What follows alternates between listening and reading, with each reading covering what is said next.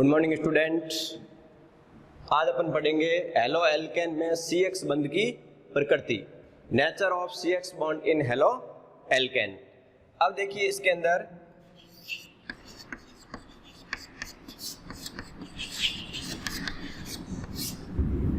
Halo alkane के अंदर जो CX बंध होता है, इस CX बंध का निर्माण कार्बन जो है, कार्बन का sp3 संकरित कक्षक वह हैलोजन परमाणु का pZ कक्षक, और ये कक्षक pZ कैसे होंगे? अर्धपूरित।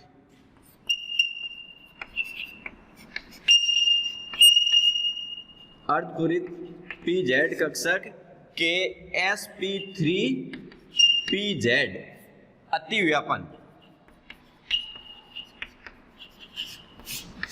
के द्वारा जो है CX बंध का क्या होता है?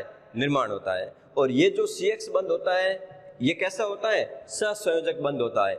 लेकिन इसके अंदर कार्बन और हैलोजन परमाणु की विद्युत ऋणता में अंतर होने के कारण ये जो सहसंयोजक बंध है वो क्या हो जाता है? ध्रुवित हो जाता है। ध्रुवित कैसे होगा कि ये कार्बन और हैलोजन में हैलोजन परमाणु की जो विद्युत ऋणता है वो कार्बन परमाणु से अधिक है, या अपन कह सकते हैं कि कार्बन परमाणु की विद्युत ऋणता जो हैलोजन परमाणु से कम है। इस कारण से इस कार्बन के इलेक्ट्रॉन हैलोजन अपनी ओर क्या करेगा? आकर्षित करेगा। तो आकर्षित करने के कारण इस कार्बन के ऊपर आंशिक क्या आ जाएगा? धनावेश आ जाएगा, और हैलोजन पर आंशिक क्या आ जाएगा? ऋणावेश आ जाएगा, और ये बंध क्या हो जाएगा? ध्रुवित हो जाएगा। तो ये था इसके अंदर सहसंयोजक बंध होते हुए भी इसके अंदर प्रवृत्ति कैसी हो जाती है? ध्रुवीय प्रकृति हो जाती है। इस कारण से एक प्लस जो कार्बन के ऊपर जो आंशिक धनावेश और हैलोजन पर आंशिक ऋणावेश आ जाता है। अब अपन इसकी कक्षीय संरचना लेते हैं। इसमें CX बंध के अंदर अपन लेते हैं Maithil chloride. Maithil chloride, Maithil chloride की कक्षीय संरचना या अपन इसका कक्षीय आरेख कहते हैं। तो देखिए इसके अंदर ये जो कार्बन है, इस कार्बन से कार्बन में 4 कक्षक होते हैं। जैसे एक ये हो गया, एक 2 और ये 3 और ये हो गया 4। अब इनसे तीनों से तो क्या जुड़े होते हैं? H परमाणु जुड़े होंगे, हाइड्रोजन परमाणु जुड़ जाएंगे। तो ये हो गया हाइड्रोजन, इससे ये हो गया हाइड्रोजन, और इससे ये हो गया हाइड्रोजन। CH3Cl मैथिल। अपन क्लोराइड की बात करें तो इसके अंदर इस कार्बन से 3 तो क्या जुड़े हुए हैं? हाइड्रोजन जुड़े हुए, और एक यहाँ पर क्या जुड़ जाएगा? जो Cl का होगा इसको अपन कहते हैं क्लोरीन परमाणु का। ये तो कार्बन हो गया sp3 संकरित, और ये क्लोरीन परमाणु का pZ कक्षक, और pZ में भी यहाँ पर कौन सा होगा? 3pZ होगा। तो यहाँ पर जो ये संकरण हो रहा है इसके अंदर अतिव्यापन होगा मैथिल क्लोराइड के अंदर sp3 3pZ अतिव्यापन के द्वारा इस मैथिल क्लोराइड का क्या होगा? निर्माण होगा। तो ये था अपनी मैथिल क्लोराइड की कक्षीय संरचना। और ये जो प्रश्न है मैथिल क्लोराइड की कक्षीय संरचना बनाइए, यह प्रश्न बोर्ड एग्जाम के अंदर पूछा हुआ है। तो ये थी मैथिल क्लोराइड की कक्षीय संरचना। अब देखिए यहाँ पर जो बंध होते हैं, जैसे अपने कहा कि मैथिल क्लोराइड, फ्लोराइड लेते हैं, क्लोराइड, ब्रोमाइड और iodide. Maithil fluoride, Maithil chloride, Maithil bromide और मैथिल आयोडाइड। तो इसके अंदर जो कौन सा संकरण होगा? तो इसके अंदर भाग लेगा तो ये होगा sp3, और ये हो जाएगा P होगा, तो इसमें 2pZ होगा। किसमें? इसमें फ्लोरीन के अंदर। CCl के अंदर होगा sp3 3pZ कक्षक, और CH3Br के अंदर होगा sp3 4pZ होगा, और CH3I के अंदर sp3 और 5pZ कक्षक है। तो ये पाए जाते हैं, और ये इसके अंदर अतिव्यापन के द्वारा CX बंध का क्या होता है? निर्माण होता है। CX बंध के अंदर कार्बन हैलोजन CX के अंदर आवन लंबाई, आवन एंथैल्पी और द्विध्रुव आघूर्ण का मान जो है वो अपन ये जो नोट किया है ये जो है एनसीईआरटी से लिया गया ये मान अब इसके अंदर CH3F के अंदर आवन लंबाई का मान 139 PM मतलब पिकोमीटर, और आवन enthalpy 452 kilo joule mall inverse, और द्विध्रुव आघूर्ण जो डाइपोल मोमेंट है ये 1.847 डिवाई है। इसी टाइप से CH3Cl के अंदर जो है आवन लंबाई वो 178 PM पिकोमीटर, और आवन enthalpy 351 kilo joule mall inverse, and द्विध्रुव आघूर्ण 1.860 डिवाई। CH3Br के अंदर आवन लंबाई 193 पिकोमीटर, आवन enthalpy 293 kilo joule mall inverse, and द्विध्रुव आघूर्ण 1.830 डिवाई। एंड CH3I में आवन लंबाई 214 PM, आवन enthalpy 234 kilo joule mall inverse, and द्विध्रुव आघूर्ण 1.636 डिवाई। अब इसके आधार पर अपन इसके अंदर जो CX बंद है इसका CH3F, CH3Cl और CH3Br और CH3I का यदि अपन द्विध्रुव आघूर्ण देखना चाहें कि किस, तो इसका घटता क्रम और बढ़ता क्रम द्विध्रुव आघूर्ण किसका अधिक होता है और किसका कम होता है, तो इसको अपन इसके मान को देखकर इसको लिख सकते हैं। तो अब देखिए इसके अंदर सबसे पहला लेते हैं द्विध्रुव आघूर्ण।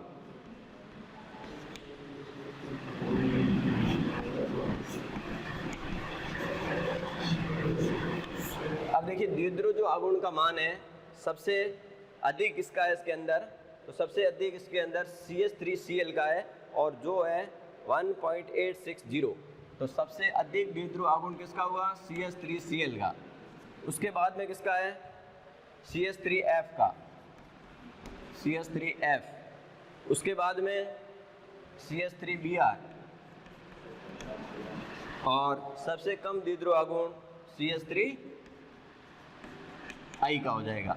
तो ये इसका क्रम रहेगा। तो द्विध्रुव आघूर्ण सबसे अधिक इसका होगा CH3Cl का होगा, और इसकी वैल्यू कितनी है यहाँ पर 1.860 डिवाई, और CH3F की है 1.847, और CH3Br की वैल्यू है 1.830, और CH3I की है 1.636। ये सारे डिवाई इसका मात्रक है। तो ये था इसके अंदर जो CX के अंदर CH3X में फ्लोरो, क्लोरो, ब्रोमो और आयोडो के अंदर द्विध्रुव आघूर्ण सबसे अधिक इसका होगा CH3Cl का होगा। इसी टाइप से अपन नेक्स्ट जो है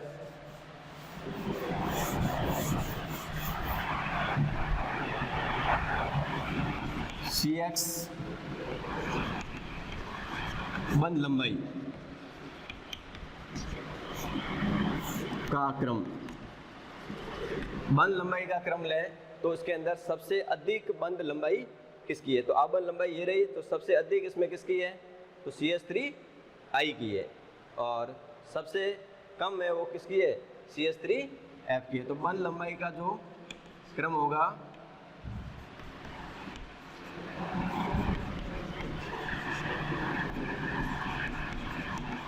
अब ये जो CH3F, CH3Cl, CH3Br और CH3I इसके अंदर जो है बंद लंबाई सबसे अधिक किसकी है, CH3I की है, उससे कम किसकी है, CH3Br की, उससे कम CH3Cl की, और सबसे कम किसकी है, CH3F की है।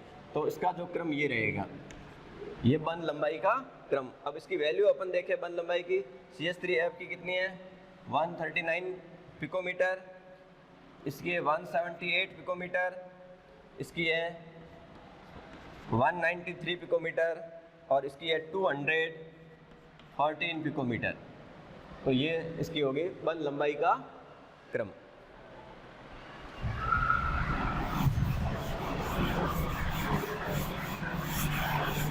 अब अपन लेते हैं इसके अंदर बंद ऊर्जा, या अपन कह सकते हैं CX आबंद एंथैल्पी, और ये value kilo joule mall inverse के अंदर है, अब अपन इसकी वैल्यू देखना चाहें तो अपन लिखते हैं इसको, सबसे अधिक जो वैल्यू है वो किसकी है, CH3F की वैल्यू है।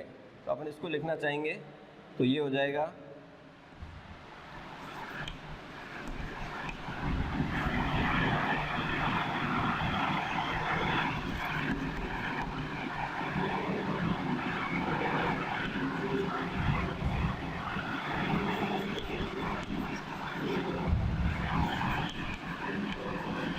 अब CH3I, CH3Br, CH3Cl और CH3F, इसके अंदर CX आबंद एंथैल्पी या बंद ऊर्जा का मान देखें तो इसके अंदर CH3I की आबंद एंथैल्पी का मान CH3I का है इसके अंदर 234 या 234 किलो जूल मॉल इनवर्स, और CH3Br का है 293 और CH3Cl का है 351 किलो जूल मॉल इनवर्स और CH3F का है 452 किलो जूल मॉल इनवर्स। तो इसके अंदर सबसे आबंद एंथैल्पी का मान सबसे अधिक इसका है CH3F का है, उसके बाद में CH3Cl, उससे कम CH3Br और सबसे कम किसका है, CH3I का है। तो ये था CX बंद के अंदर जो CX बंद का द्विध्रुव आघूर्ण और बंद लंबाई और आबंद एंथैल्पी या अपन कह सकते हैं बंद ऊर्जा का मान, अपन को इस क्रम में इसको व्यवस्थित कर सकते हैं।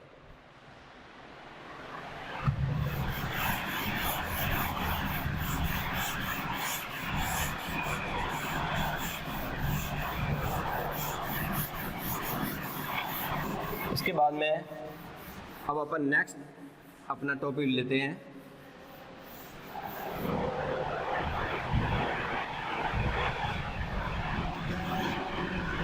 हेलो एल्केन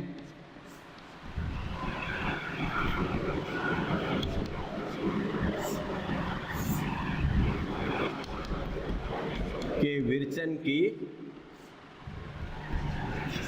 विधियां।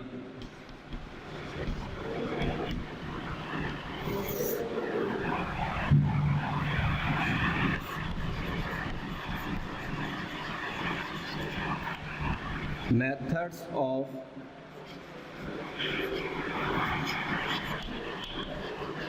preparation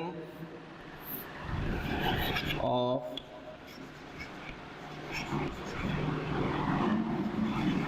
alkanes। Methods of preparation of halo alkanes। अब हेलो एल्केन के विरचन की विधियां के अंदर सबसे पहली विधि अपन लेते हैं एल्केन। एल्केन से अपन हेलो एल्केन का निर्माण कैसे करेंगे, तो एल्केन का अपन क्या करेंगे, एल्केन का हैलोजनीकरण।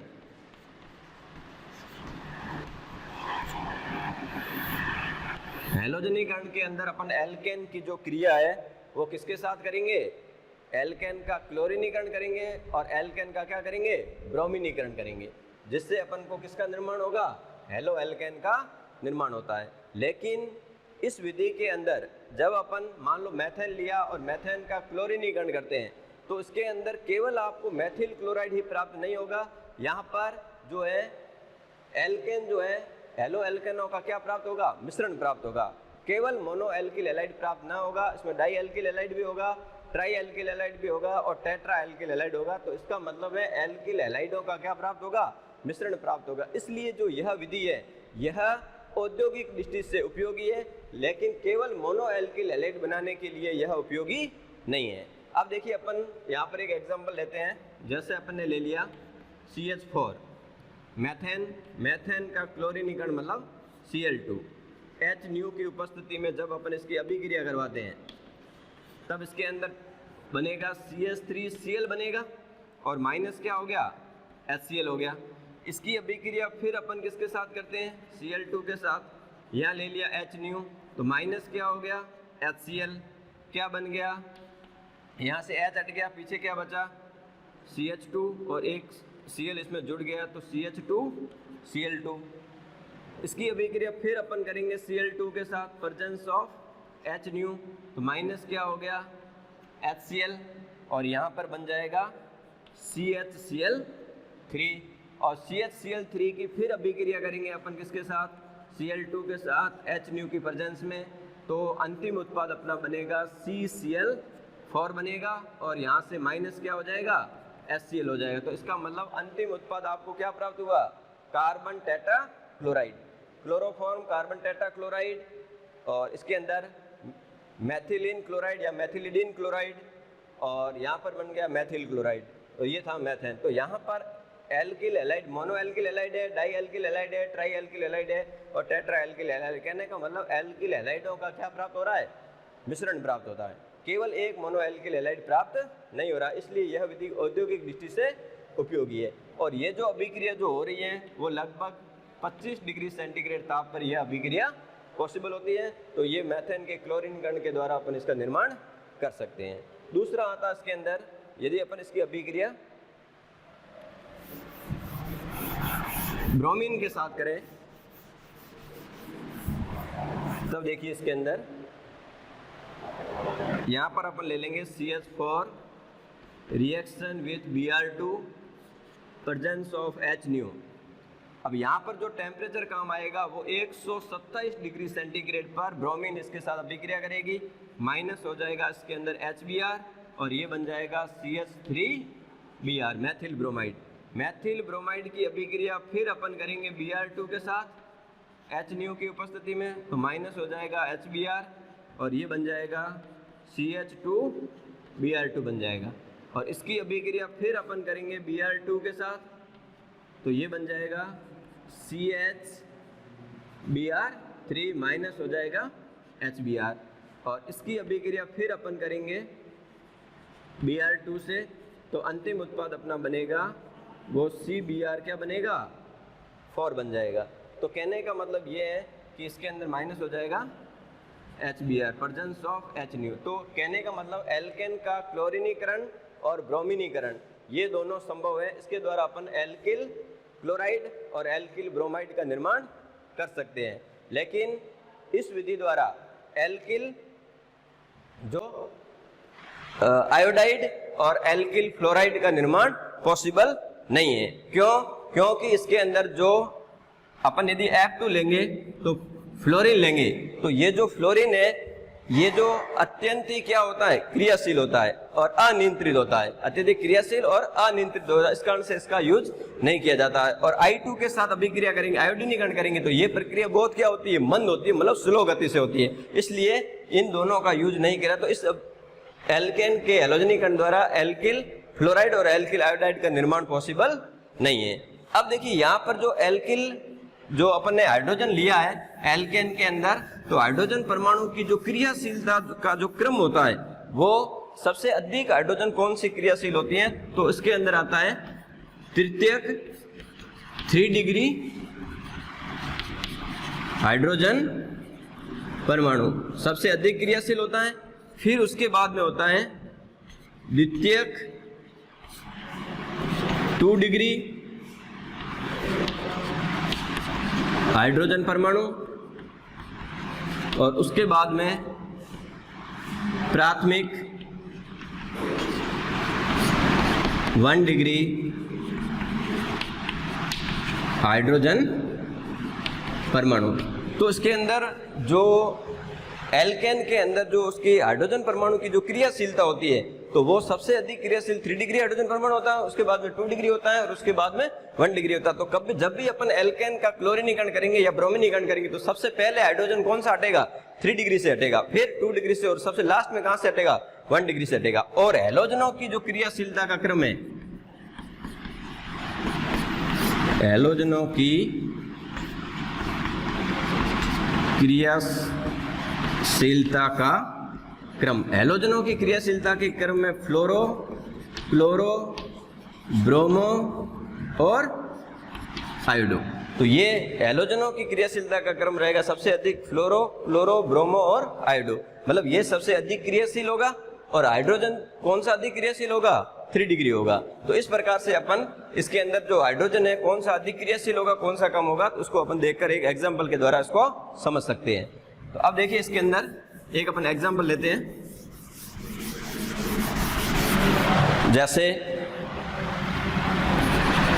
जैसे अपना CH3 CH2 CH3 है, ये है प्रोपेन। तो प्रोपेन के अंदर ये कार्बन 1 डिग्री है, तो इसके अंदर हाइड्रोजन, ये 3 हाइड्रोजन क्या हो गए 1 डिग्री। ये कार्बन 2 डिग्री है, तो ये हाइड्रोजन 2 कितने हो गए 2 डिग्री, और ये वापस क्या हो गया 1 डिग्री। तो इसमें हाइड्रोजन परमाणु एक 1 डिग्री है और एक इसमें हाइड्रोजन परमाणु क्या है 2 डिग्री है। अब इसका यदि अपन क्लोरीनीकरण कराएंगे तो पहले हाइड्रोजन कहां से हटेगा 2 डिग्री से हटेगा, और वो उत्पाद जो है वो अधिक मात्रा में अपन को क्या होगा प्राप्त होगा। इसी टाइप से यदि अपन दूसरा आइसोब्यूटेन ले,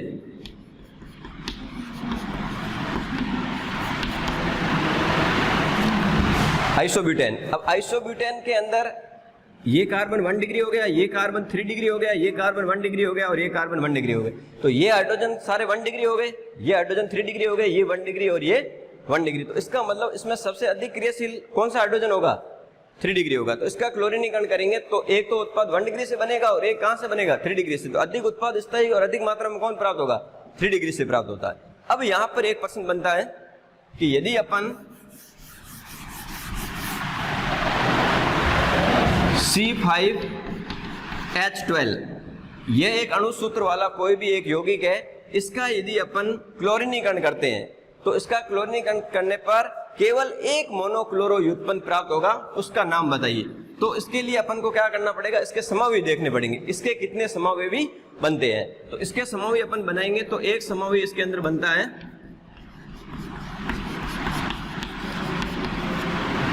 पेंटेन,